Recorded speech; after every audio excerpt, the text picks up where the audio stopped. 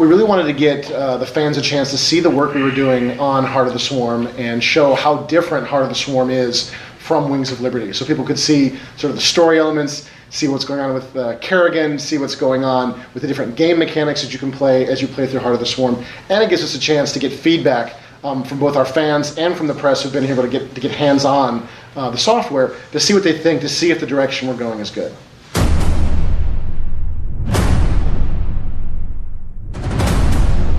So Heart of the Swarm actually started in concept many years ago. So the main concept for Heart of the Swarm is this is the Kerrigan story. She's sort of the fallen Queen of Blades now. Will she get her powers back? Who knows?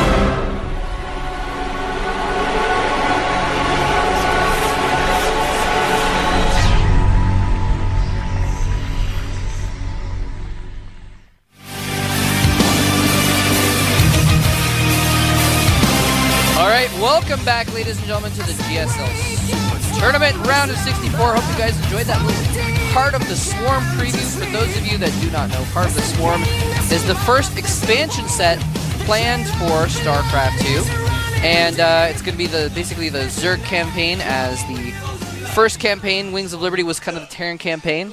So, yeah, they're starting to release some more info about the new expansion that's going to be coming out eventually. Blizzard soon.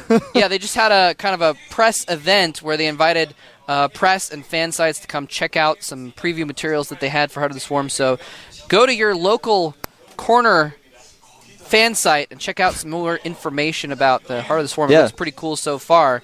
But we are here, though, to watch a Zerg versus Protoss at the moment. Exactly. Speaking of Zerg, speaking of Zenio the Swarm, is like he's coming back. He's bringing the Swarm back, and we've got all Terrans today except this matchup. That's right.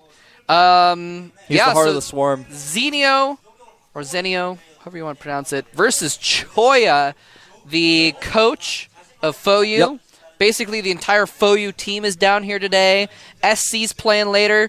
Leenock came down just to support his teammates and cheer them on, as he often does when SC's playing or something like that. Usually the three of them are always here if one of them is playing. Yeah, Leenock's a really nice guy. He just always comes and he's always cheerful and smiling. Yeah. He's a really cool guy. Yeah, even when he lost his Code A matches the week before, he came out for SC and was still happy. Yeah, he lost the other day and I saw him and he won that game.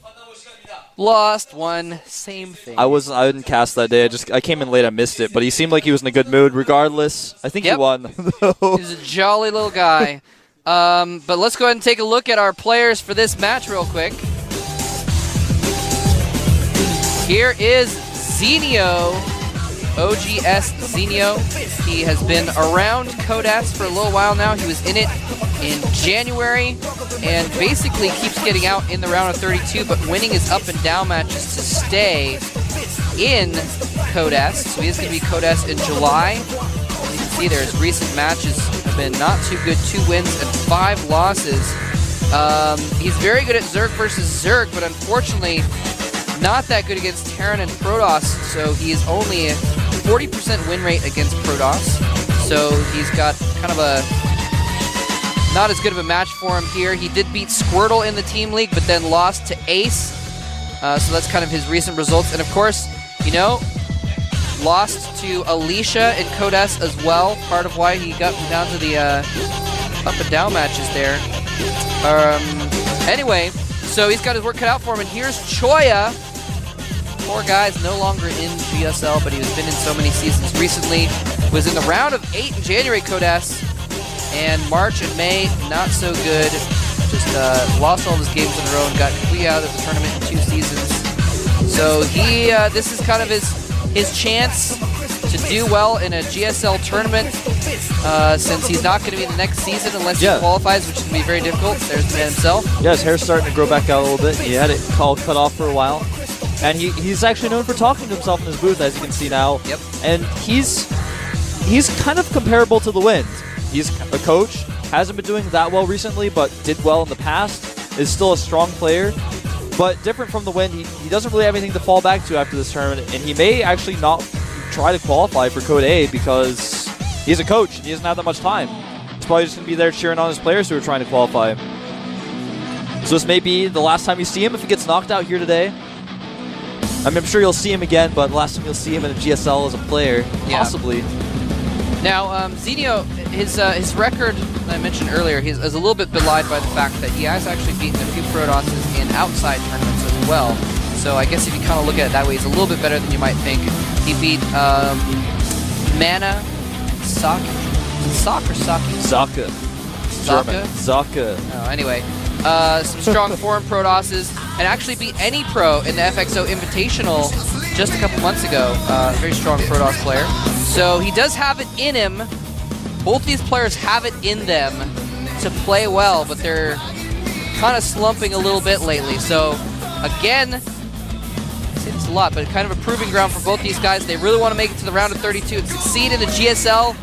We're going to get started here in just a moment on Dual Sight. Let's see who can take out the win.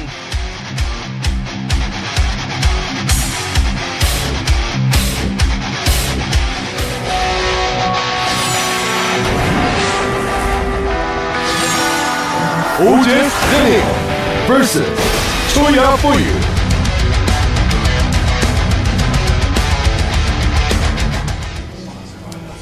Here is, on the left side of Dual Sight, the green and happy side. Our Zerg player trying to pollute the crisp greenness of this map. He is. oGsZenio. He's just going to take all that beautiful grass and creep it up. Can you believe it, Wolf? Can you believe it? Makes me a little bit sad. Here is Choya attempting to repopulate the desolate, lava-filled land on the right side of the map. Did you just say this is Choya? What? I think you messed that intro up, Moletrap. I think you said, yeah, and over here, this is Choya. Did I? I think you did. Either way, there's I don't remember. I didn't mean to if I did. One of our Korean fans has that little rabbit. I forgot that guy's name, but he's all over the GSL website. I think it's that's like Kokosho's mascot, yeah. Kokoshu. Anyway, so Choya going for a very, very fast scout and a gateway on top of his ramp. Wolf, I smell shenanigans. You smell shenanigans? I smell shenanigans, man. Look at him. He's not just, he's like singing to himself in his booth. It's like rocking out to the beat of the Protoss theme music. No, I mean, he like scouted really quickly and now he's getting a gateway. He's not looking to expand right now. I don't know. It could just be, he could just go into 3-gate expand, but I feel like he's up to something. Well, Choya is known for 4-gating. He's known for an all-in. He's done these little tricky all-ins where he makes a Stargate, he starts cranking out Void Rays, he goes like 3 gates and a Void Ray and tricks his opponent to thinking, I'm going to do a 3-gate Sentry Expand that just all-ins. Saw Nesty hold an incredible game on Scrap Station. Comes to mind. He's really well known for doing what Artosis likes to call the Choya 4-gate, which I just like to call it the 1-gas 4-gate, but he's well known for doing that. I do that all the time, actually. But I wouldn't put it past him to do something like that. Dual Sight obviously is a 2-player map. The rush distance is incredibly long.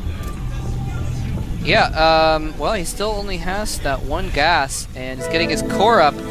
Now, Zenio has not done a drone scout. Never mind, he actually has a 2nd gas up on Malire. And regardless, Zenio has no idea what's going on. He has not drone scouted. He's just sending out some Zerglings. He did go for a fast pull, relatively fast pull. So those Zerglings are going to be able to poke and prod Choya's base relatively quickly, and he's expanded after it as well. Yeah, Zenio is going for a speed link expand. Really, really safe, especially when you're playing against a player like Choya, who has been known to do all-ins from time to time.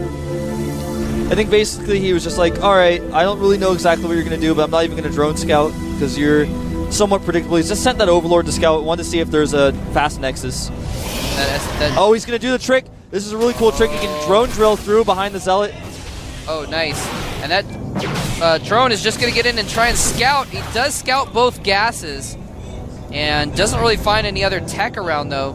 Of course, there could be some tech hidden, but he did see 2 pylons, so it's probable that he doesn't have any tech hidden or anything like that.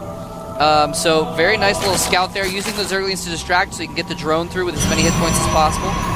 Yeah, I just want to just talk about that for a little bit here as these Zerglings run in and check. Now, what you can do if you're a Zerg player is if you send all of your Zerglings forward and the drone, the Zealot can't deal with all of it, so this drone sneaks by. And if the Stalker isn't out yet, it was just barely not out in time, you can get into the base and see everything. And right now, if I were Zenio, I'd be thinking, oh, he probably hit some tech somewhere. But Choya is going to be going for a 1-gate expand. Super, super risky. Actually, so risky.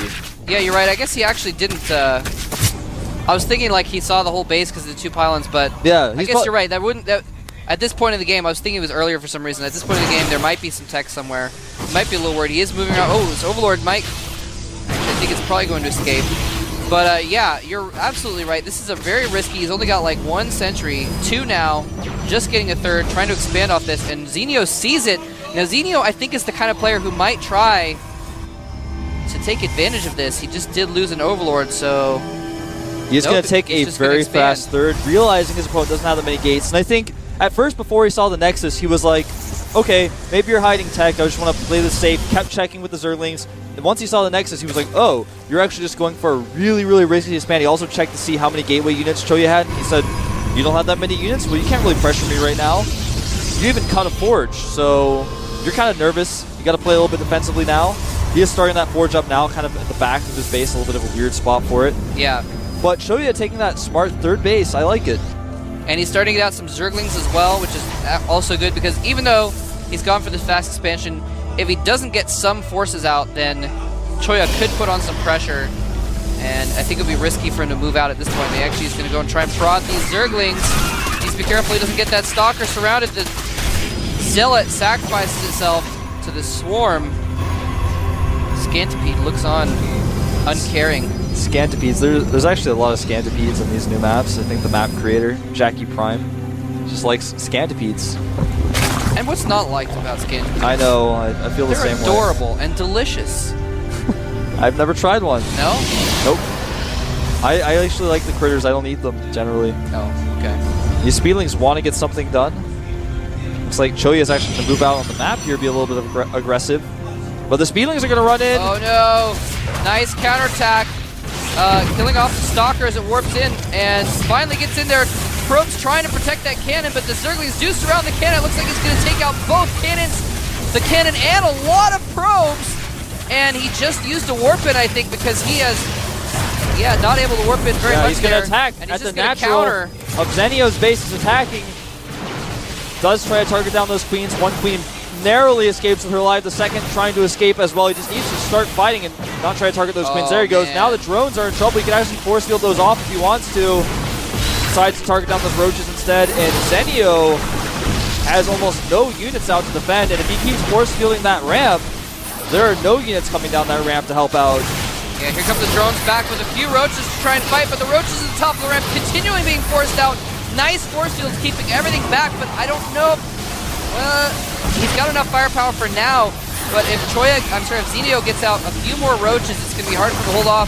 And actually, at the right side of this battle, we did see those queens and roaches killing off the reinforcements, so they couldn't join up with his army. The hatchery is almost dead, though. If he gets that, that'll be crucial. Needs to make sure he force fields the ramp.